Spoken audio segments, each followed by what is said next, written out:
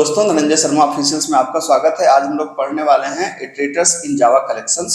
तो जावा collection framework की हमारी प्लेलिस्ट चल रही है और उसमें आज हम लोग पढ़ेंगे इटरेटर्स को। तो आइए स्टार्ट करते हैं। सबसे पहले बात आती है कि इटरेटर है क्या। तो इटरेटर एक तरीके की मेमोरी एरिया है जो किसी कलेक्शन फ्रेमवर्क की क्लास को रिफरेंस करता है। मतलब जैसे एरे लिस्ट हो गया या स्टैक हो गया या लिंक लिस्ट हो गया या मैप हो गया, तो किसी भी क्लास को ये पॉइंट करता है। पॉइंट करने से फायदा क्या होगा? पॉइंट करने से फायदा ये होगा कि हम उसको उसके एलिमेंट्स को प्रिंट करते हैं वन बाय वन ना सिर्फ प्रिंट कर सकते हैं बल्कि हमको जरूरत पड़ेगी तो हम उसमें से एलिमेंट्स को डिलीट भी कर सकते हैं। तो जो मेमोरी एरिया है ना, उस मेमोरी एरिया को बोला जाता है कर्सर्स, जावा कर्सर्स। तो जावा कर्सर्स कुछ नहीं है, परेशान नहीं होइए। जावा कर्सर का मतलब होता है cursor is just memory area. ठीक है।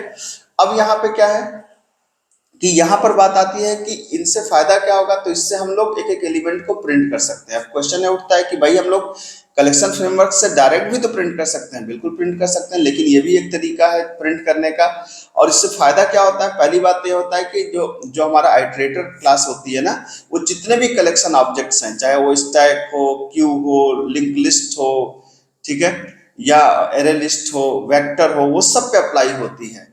और ना सिर्फ सब पे मतलब सब पे अप्लाई होती है बल्कि आप सारे एलिमेंट्स को प्रिंट कर सकते हैं, उनमें से एलिमेंट्स को आप डिलीट भी कर सकते हैं एज पर द रिक्वायरमेंट। ठीक है।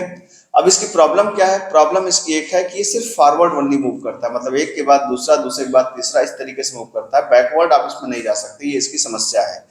अब बात आती है इसके मेथड्स कौन से हैं। तो इसके तीन मेथड्स हैं। हैज नेक्स्ट रिटर्न करता है ट्रू अगर एलिमेंट मान लीजिए इटरेटर के अंदर है। नेक्स्ट क्या करता है? अगर करंट एलिमेंट को प्रिंट करता है, जिस भी इटरेटर जिस एलिमेंट को पॉइंट कर रहा है उस समय उस एलिमेंट को प्रिंट करता है। और रिमूव करंट एलिमेंट को रिमूव करता है। इटरेटर का सिंटैक्स क्या होता है? इटरेटर, फिर क्लास का नाम, फिर इटरेटर ऑब्जेक्ट का नाम, फिर कलेक्शन क्लास का नाम, डॉट इटरेटर करके आप इटरेटर को बना सकते हैं। अब ये तो बड़ी हो गई थ्योरी पार्ट। अब आइए इसको हम लोग करके सीधा देख लेते हैं, आपको बात समझ में आ जाएगी। तो आपको पता है कि सबसे पहले हमें क्या इंपोर्ट करना है? जावा डॉट यूटिल पैकेज को हमें इंपोर्ट करना है। उसके बाद हमें यहाँ पे क्या बनानी है? हमें यहाँ पे बनानी है एरे लिस्ट क्लास।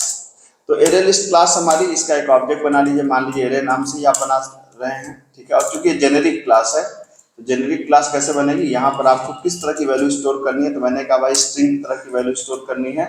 और फिर हमने कहा न्यू एरे लिस्ट के अंदर हमने यहाँ पर क्या कर दिया, यहाँ पर बना दिया इस तरीके से।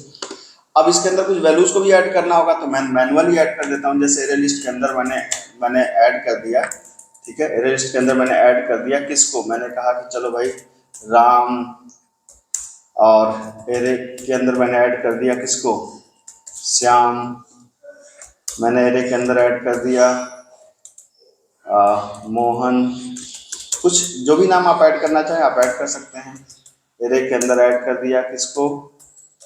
ठीक है, मोहसिन। ये हमने कुछ चीजों को ऐड कर दिया। अब इटरेटर क्या करता है? पॉइंट करता है। पॉइंट कैसे कराते हैं? तो आपको एक इटरेटर क्लास का क्या बनाना है? यहाँ पर इटरेटर क्लास का एक ऑब्जेक्ट बनाना है आपको। ठीक है।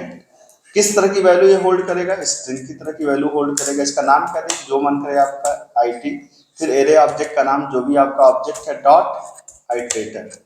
ये अब क्या है कि आईटी पॉइंट कर रहा है, किसको पॉइंट कर रहा है? हमारे एरे लिस्ट के एलिमेंट्स को।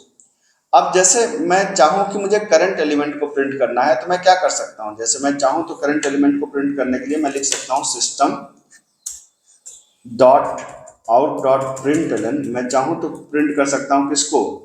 मैं चाहूं तो प्रिंट कर सकता हूं आईटी डॉट नेक्स्ट। तो आईटी डॉट नेक्स्ट क्या करेगा? ये करंट एलिमेंट को प्रिंट करेगा। ठीक है। करंट एलिमेंट को प्रिंट करेगा। अगर आप इसको देखना चाहते हैं तो आप देखिए करंट एलिमेंट क्या है। सबसे पहला एलिमेंट क्या है? राम। तो राम को प्रिंट करेगा। हमने इसको कंपाइल कर लिया अपने क्लास को। ठीक है। और कंपाइल करने के बाद जब हम इसे रन कराएंगे तो चूंकि इटरेटर क्या कर रहा होगा? उससे पहले एलिमेंट को पॉइंट कर रहा होगा तो पहले एलिमेंट को प्रिंट कर देगा। आप देख सकते हैं राम को प्रिंट कर दिया। अब हमने कहा कि यार ऐसा करो कि तुम राम को डिलीट कर दो इटरेटर में से। जैसे मैंने कहा कि इटरेटर रिमूव भी तो कर सकता है ना।